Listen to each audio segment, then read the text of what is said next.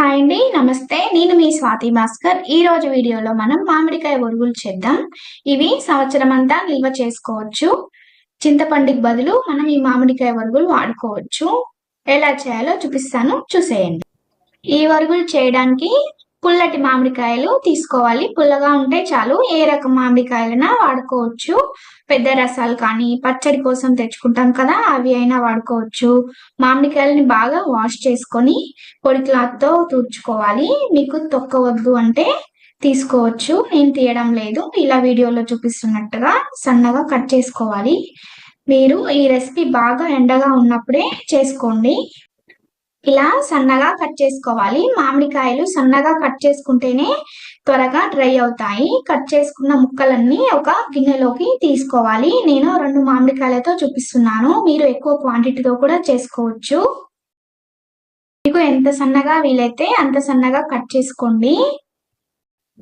ఈ ఒరుగులు మనం సంవత్సరం అంతా నిల్వ చేసుకుని పప్పులోకి కానీ చారులోకి కానీ, చారు కూడా చేసుకోవచ్చు. వెజ్ కానీ నాన్ వెజ్ కర్రీస్లోకి కానీ బాగా వాడుకోవచ్చు సంవత్సరం అంతా. ఈ ముక్కలకి నేను 1 టేబుల్ స్పూన్ కారం, 1 టేబుల్ స్పూన్ ఉప్పు, 1/2 టేబుల్ స్పూన్ పసుపు వేసుకొని బాగా కలుపుకుంటున్నాను. ఉప్పు కారం ముక్కలకు బాగా పట్టేలాగా వీడియోలో చూపిస్తున్నట్టుగా బాగా కలుపుకోవాలి.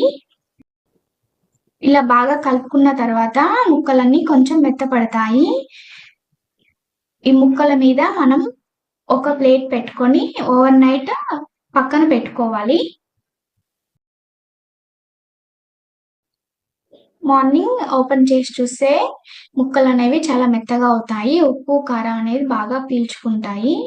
సో ఇప్పుడు ఒకసారి బాగా కలుపుకోవాలి. మరొకసారి కలుపుకొని బాగా ఎండ ఉన్న ప్లేస్లో ఇవి డ్రై చేసుకోవాలి. ఇలా వీడియోలో చూపిస్తున్నట్టుగా వెడల్పాటి ప్లేట్లో కానీ ఏదైనా క్లాత్ వేసుకొని కూడా మీరు డ్రై చేసుకోవచ్చు. ఇలా విడివిడిగా వేసుకొని డ్రై చేసుకోవాలి. ఈ ఒరుగులు చేసుకోవడం వల్ల మనం ఏ సీజన్లోనైనా సరే మామిడికాయల్ని టేస్ట్ చేయొచ్చు. పప్పులోకి కానీ చారులోకి కానీ వెజ్ నాన్ వెజ్ ఏ కర్రీస్లోకైనా కూడా వాడుకోవచ్చు. ఇలా విడివిడిగా వేసుకొని ఎండలో బాగా ఎండపెట్టుకోవాలి.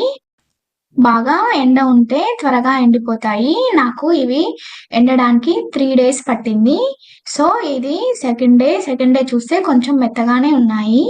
సో నేను ఇంకొక రోజు ఎండపెట్టుకున్నాను. మనం ప్లేట్లో ఇలా పైనుండి వేస్తే సౌండ్ అనేది రావాలి. కొంచెం ముక్కలు విరుగుతున్నట్టుగా అనిపించాలి. అలా అయిన తర్వాత ఒక ఎయిర్ టైట్ బాక్స్లో పెట్టుకొని స్టోర్ చేసుకొని మధ్య మధ్యలో పెట్టుకొని స్టోర్ చేసుకుంటే సరిపోతుంది. ఒకసారి ట్రై చేసి ఎలా వచ్చాయో కామెంట్ చేయండి. వీడియో నచ్చినట్లయితే లైక్ చేయండి. మీ ఫ్యామిలీ ఫ్రెండ్స్ కి షేర్ చేయండి. Thanks for watching. ఇట్లా స్వాతి భాస్కర్.